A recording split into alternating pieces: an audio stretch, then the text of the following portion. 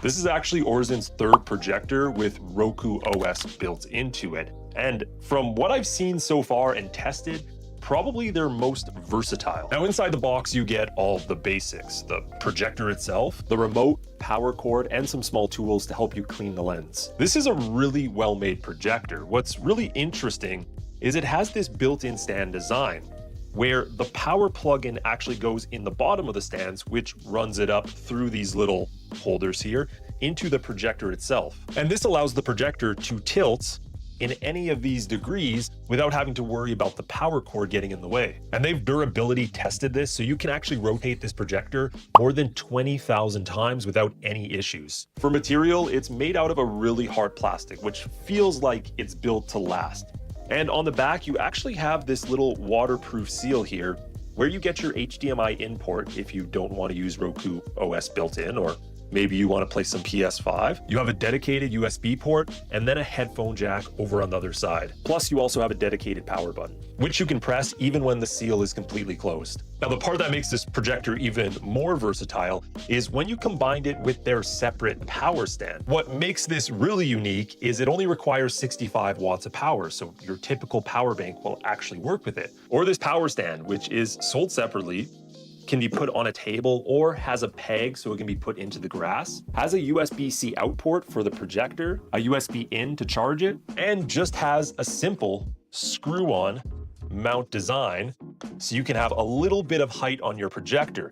And with that built-in tilt, you get almost the perfect angle every single time. This is probably one of my favorite projector accessories I've ever reviewed. It is just so useful, especially if you plan on bringing this camping or even just to use in your backyard. For specs, this is a 300 true lumen projector, and that is SGS certified. That basically just means the lumens are independently verified. It's also 1080p and supports 4K and has dual 8-watt speakers for a total of 16. And this power stand is not just a small power bank. It actually contains a 25,000 mAh rechargeable battery, which means you can run this for around 2.5 hours in an optimal environment. I say that because times may vary, so I would always subtract a tiny bit off. The built-in operating system really needs no introduction. If you're subscribed to my channel, you know Roku is one of the easiest to use. If you just want to get to your streaming apps, have them run super quick, it's the way to go. If you're not good with tech, it is the most beginner-proof system to use. The home screen is filled up with your apps.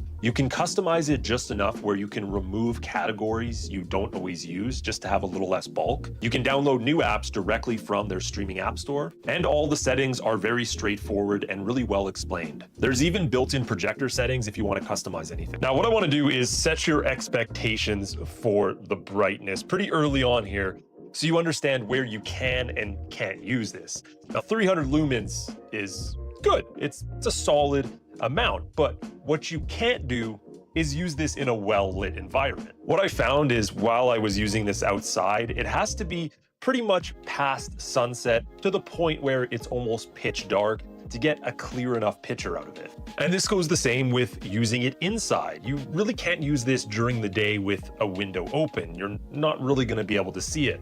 But if you have curtains that close and you can turn the room relatively dark, it looks pretty great. But that doesn't mean you can't have ambient lighting in your room. If you have a lamp on or maybe some LED glow lights, you're still gonna get a pretty clear picture. You just need the room itself not to be lit up with ambient light. For being only 1080p, the video quality is pretty vivid, full of colors. It does still have HDR10, so you get a little boost there as well. So here's some video in a pitch dark environment watching my favorite YouTuber, myself. And you can see everything's pretty clear, as well as when I go to some more colored YouTube videos where you get a bunch of different vivid colors in one. It's not standing out like crazy, but the video quality definitely holds up. And here's some more with some ambient lighting on. In this case, I have my hallway light on. The rest of the room is pitch dark though.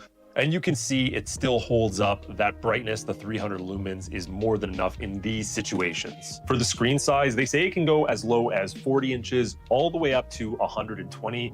For me, I usually find my perfect distance is at around that 100-inch screen, which uses up most of my wall in my living room. One of my other favorite ways to use this projector is just putting it on my bedside table and flipping it all the way up.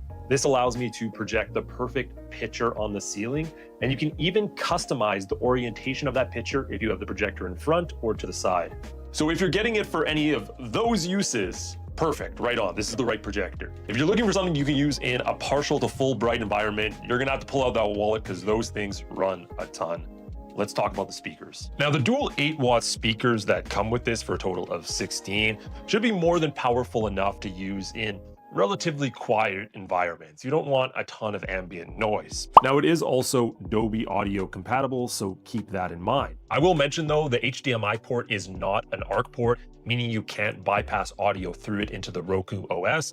However, you do also have that USB port, and you can connect Bluetooth speakers if you choose to do that as well, if you want the extra audio boost. One other factor you're gonna have to think about is how loud the projector actually is. Now, you're never gonna be sitting this close to it, but you're gonna be 5, 6 feet away, maybe 3 on the closer side. So we have our decibel reader right here, and we got our meta glasses to record on, and I'm gonna stand right up to it and then 6 feet away, and we'll see how loud this projector is reading with just the fan on. Starting right next to it here.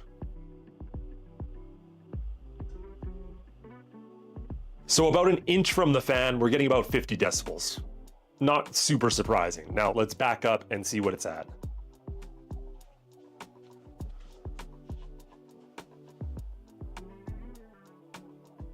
Fluctuating from the mid 30s to the mid 40s, but speaking from what I'm actually hearing is next to nothing, and that's not even including volume on yet. So now we're gonna test the actual decibels. So what I'm gonna do is play one of my videos on the screen, and I'm gonna sit around 6 feet away. We're gonna record the volume at 25, 50, and 100% and see what the decibels are reading. And also, after that, talk about the clarity and if there was any distortion in what I was hearing, especially at the louder volumes. Let's start at 25%.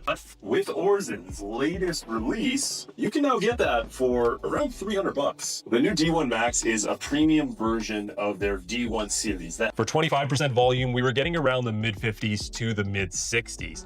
Let's boost that up to 50 and check again. The lumens was a bit more of a luxury you would pay for, but with Aurzen's latest release, you can now get that for around $300. The new D1 Max is a premium version. For 50% volume, we were getting in the 70s to the low 80s. Now, our last test right here, we're gonna boot this all the way up to 100% and see just how loud it's getting. More of a luxury you would pay for, but with Aurzen's latest release, you can now get that for around $300. The new D1 Max is a premium version of their D1 series that has multiple. And for the last test, we were getting around the same. It was high 70s, a little bit more in the 80s, but actually there wasn't a significant gap from what I could hear from that 50 to 100. 50 was a big boost from that 25%. What I will say, more than loud enough to use in a room. Not a ton of distortion, actually, it was pretty clear even at max volume.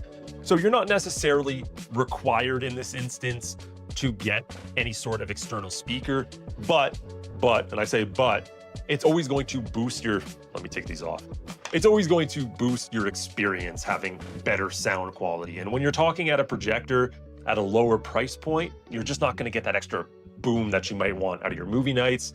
So just keep that in mind if you do want to get something Bluetooth to hook up to it. Really quickly, I do have to correct something I said. This is indeed an ARC port, so you can bypass audio through it with a soundbar or any other speaker system.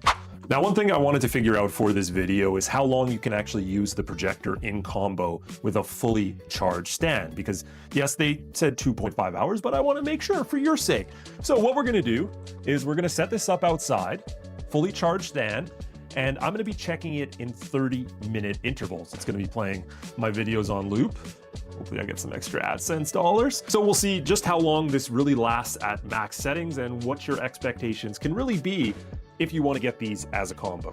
I set the projector up outside around 9 p.m. and the really cool part about this section is you're going to be able to see how good the projector looks as we get closer to full darkness. I live a little farther north, so it takes a little bit longer. After 30 minutes, it was still running strong, just playing a random YouTube video. I checked on it an hour later and look at how much better the picture's looking already as we're starting to get a lot darker. And then an hour and a half in, video is still playing. Now we're getting almost full darkness. And the battery indicator on the stand itself showed 2 bars still left, which tells me it's a little under 50%. Then I confirmed at the 2-hour mark, it indeed at least lasts that long, but the indicator was down to 1 bar, telling me that it is on its last leg. And finally, I got out of bed and checked one more time at around 11:20. I was too lazy to go downstairs and zoomed in with my camera, and you can see it is completely off in my backyard. For my test, it lasted around 2 hours and 20 minutes, which definitely verifies their claim